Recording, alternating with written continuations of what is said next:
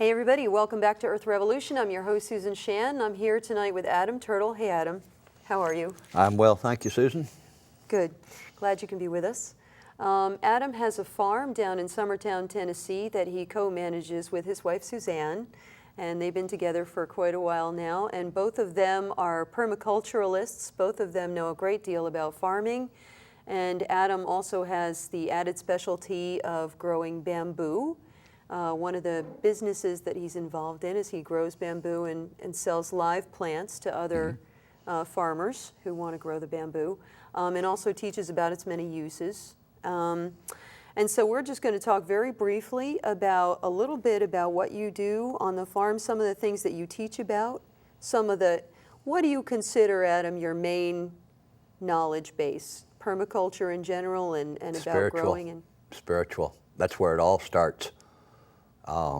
If you're not centered, if you don't know who you are, if you don't know what's important, you need to stop what you're doing and find out. Then you will empower what you do. Right. It'll Whether organize it. or... It'll coalesce it. It'll make it symbiotic, so that everything works together. Right. I think a lot of people are very, very fragmented because they're engaged in mutually exclusive pursuits. Roger Miller expressed it perfectly in 1969. He said, "You can't roller skate in a buffalo herd." I remember that song. I love that song. But the refrain was, philosophical thing going on there. But the refrain was, "But you can be happy if you've a mind to."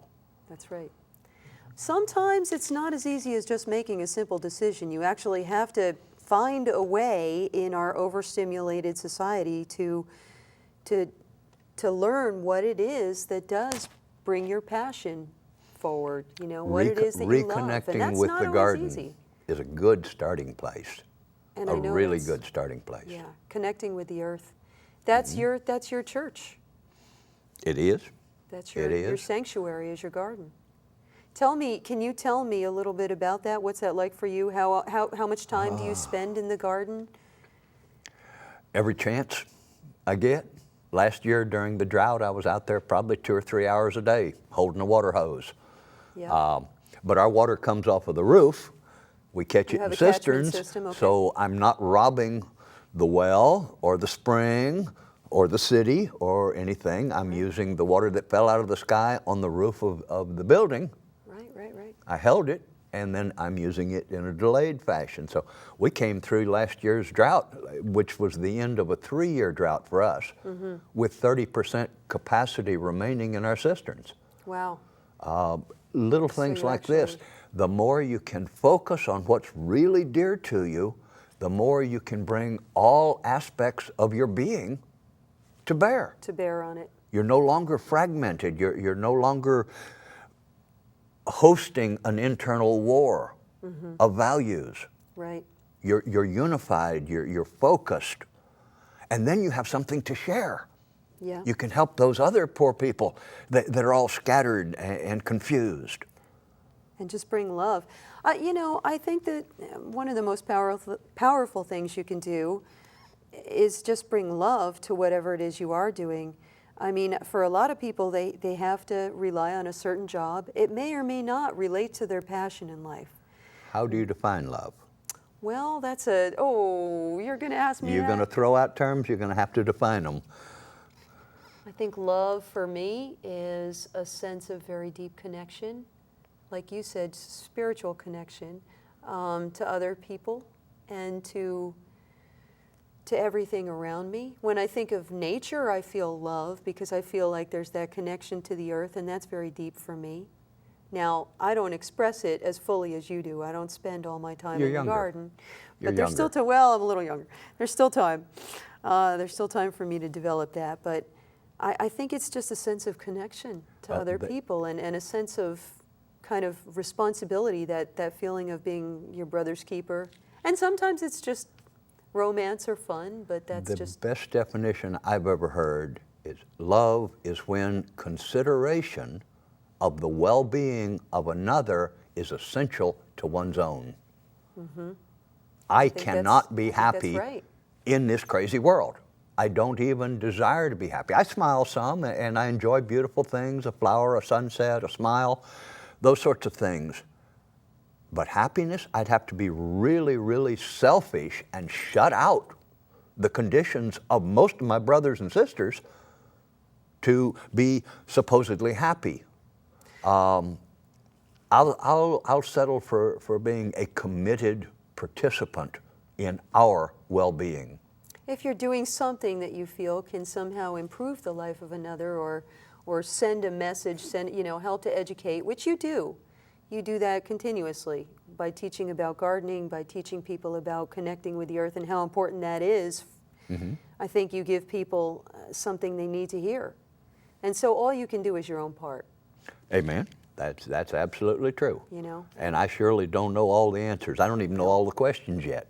No, none of us do. Well, but I know if some of the anybody things does, I that sure are want to not meet 'em. answers. Yeah, and we have, for sure. yeah, we have a lot of those. Before we get too far afield or too far out of time, just tell me, if somebody wants to find out more about what you do with your bamboo farming, can I give them your phone number, or do you want to give it to them? Let's give them the Or a way to website for the contact? paper first. Okay. The paper is at sustainableagriculture.org or org. And the paper is what? Earth Healing with Bamboo. It's about, I think the short version's 4 pages and the long version's 12. It's a little bit about the history of bamboo. It's a little bit projecting into the future applications, as well as a listing of its virtues. Bamboo is not a suitable plant to look pretty and behave quietly in the backyard. And that's where a lot of people want to put it because it's cool and it's green and it's currently a topic of discussion. And invariably, they plant it for the wrong reasons. They have a bad experience with it because they don't take care of it. It's meant to be harvested. And then what do? They cuss the plant. Well, I don't have much sympathy for that. Well, they have to live and learn. They have to try until they get it right. Yeah, I'm all for that. I'm just waiting for them to do some of the learning part.